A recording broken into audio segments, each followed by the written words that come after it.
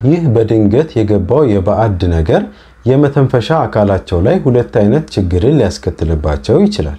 ይህ ችግር በብዛት የሚከሰተው እድሜያቸው ከ5 ዓመት በታች የሆኑ ህፃናት ላይ ሲሆን ታዲያ በጊዜ ሂደት ይህ ችግር ልጆቹ ላይ እየበረታ የሚሄድ የትንታ የሚመስል ሳል፣ ትኩሳት እንዲሁም ከባሰ የትንፋሽ ማጠርን ማስከተል ያመጣል። ስለዚህ ከዚሁ ጋር በተያያዘ የችግሩ መንስኤ ምን እንደሆነ ስላልታወቀ ተደጋጋሚ የሆነ መፍትሄ የሌለው ህክምና ይሰጣል ማለት ነው። ሰላም እንዴት ናችሁ? የቅድሚያ ለጤናው ቤተሰቦች ዶክተር ዮናታን ከተማ ነኝ። ለቻናሌ አዲስ ከሆናችሁ ሰብስክራይብ በማድረግ የቻናሌ ቤተሰብ ይሁኑ። እንዲሁም የተመቻችሁን ቪዲዮ ላይክ እና ሼር በማድረግ ድጋፋችሁን ስለምትገልጹልኝ አመሰግናለሁ። ህፃናት በተለያየ አጋጣሚ ትናንሽ የምግብ ጥራጥሬ ምግብ ወይም ትናንሽ የባዕድ መጫወቻ ዕቃዎች በአፋቸው ይዘው ሲጫወቱ ወይም ሲያወሩ በድንገት የመተንፈሻ ቱቦ እና ሳምባ ውስጥ ሊገባ ይችላል።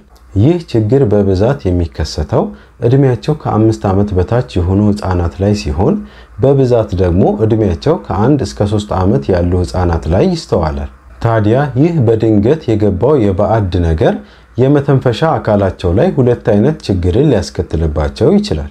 የመጀመሪያው ችግር እንዳለመታደል ሆኖ የገባው ባዕድ ነገር ሙሉ በሙሉ የዋና መተንፈሻ መስመሩን ከዘጋ እና ልጁ ለማሳለም ሆነ ለመተንፈስ ስለሚቸገር ባዕድ ነገሩ እንዲወጣ ወዲያውኑ እርዳታ ካልተሰጠው ድንገተኛ የሞት አደጋን ያስከትላል። ሁለተኛው ችግር ደግሞ የገባው ባዕድ ነገር የትንፋሽ መስመሩን ሙሉ ለሙሉ ያልዘጋ ሲሆን ይህ ደግሞ የትንፋሽ ማጠር እና ትንታን በማስከተል ሳምባ በራሱ ተፈጥሯዊ ምላሽ ተደጋጋሚ የሆነ ሳልን በመፍጠር ባዕድ ነገሩን ለማስወገድ ይጥራል።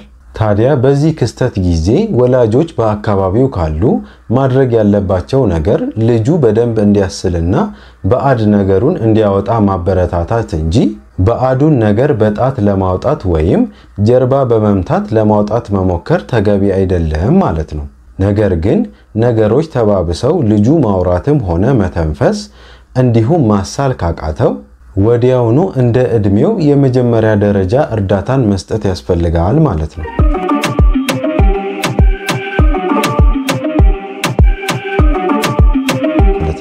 አብዛኛውን ጊዜ ይህ በድንገት የገባው የባዕድ ነገር በማሳል ብቻ ሊወገድ ይችላል። እንዲሁም አንዳንድ ጊዜ ደግሞ የገባው ባዕድ እዛው ሳምባ ውስጥ ተቀርቅሮ ሊቀር ይችላል። ታዲያ ይህ ተቀርቅሮ የገባው ባዕድ እንደ ባዕዱ አይነት እንደ ተቀረቀረበት የሳምባ ክፍልና ችግሩ ሳይታወቅ እንደቆየበት ጊዜ የተለያዩ ችግሮችን በሳምባ ላይ ያስከትላል።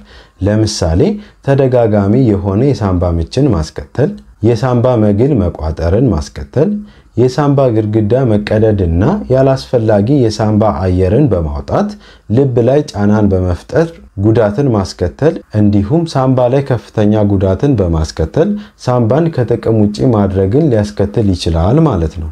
ታዲያ አብዛኛውን ጊዜ ይህ አደጋ ሲከሰት ወላጆች በአካባቢው ላይኖሩ ስለሚችሉ ምን እንደተፈጠረ ላያውቁ ይችላሉ። አደጋው የደረሰባቸው ልጆች ወላጅ ይቆጣኛል በሚልም ሆነ ባለማወቅ ምክንያት የተከሰተውን ነገር ለወላጅ ሳይናገሩ ይቀራሉ። ነገር ግን ከጊዜ በኋላ ሳምባ ውስጥ ያለው ባዕድ ነገር ሳምባ ላይ የጠቀስኳቸውን ችግሮች ያስከትላል።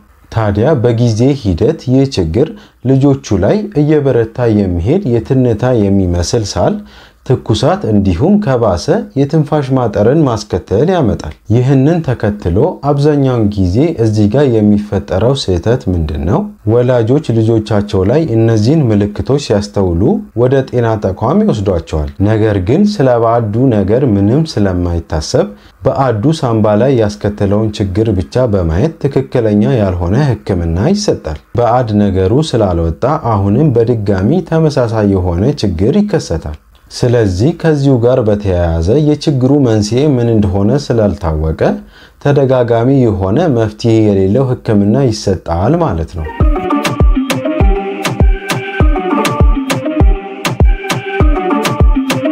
ይህም የሚሆንበት ምክንያት አብዛኛውን ጊዜ የሚዋጣው ባዕድ ነገር ብረት ነክ ስለማይሆንና በደረት የራጅ ምርመራ ስለማይታይ ነው። ነገር ግን ባዕዱ ብረት ነክ ነገር ከሆነ በቀላሉ በራጅ ምርመራ መታየት ይችላል ማለት ነው። ነገር ግን እንደዚህ አይነት በተለያየ የመድኃኒት ህክምና ለውጥ የሌለው ተደጋጋሚ የሳልና ትኩሳት ህመም ከተከሰተ በአካላዊ የሳንባ ምርመራ እና ባዕድ ነገሩ በቀጥታ በራጅ የማይታይ ቢሆንም በተዘዋዋሪ ሳንባ ላይ የሚያስከትላቸውን ጉዳቶች በጥንቃቄ በማየት ችግሩን መጠርጠርና መለየት ያስፈልጋል።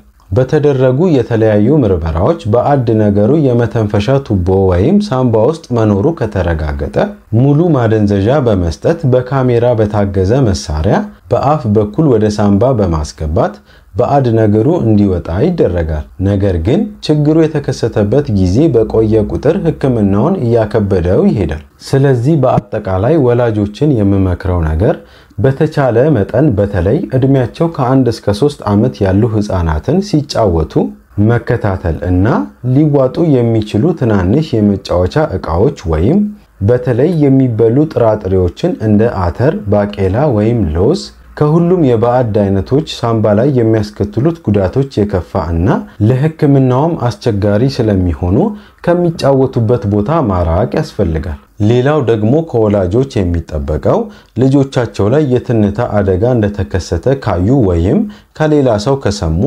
ልጃቸውን ወዲያውኑ ወደ ጤና ተቋም በመውሰድ ማስመርመርና ተገቢውን ህክምና በጊዜ እንዲያገኝ ማድረግ ያስፈልጋቸዋል ማለት ነው። ይህ ቪዲዮ ይጠቅማል ብለው ካሰቡ ለወዳጅ ዘመዶ ያጋሩ። በተጨማሪም ስለ እርሶም ሆነ ስለ ልጆ የጤና ጉዳይ ጥያቄ ካሎት በአስተያየት መስጫው ላይ ማቅረብ ይችላሉ።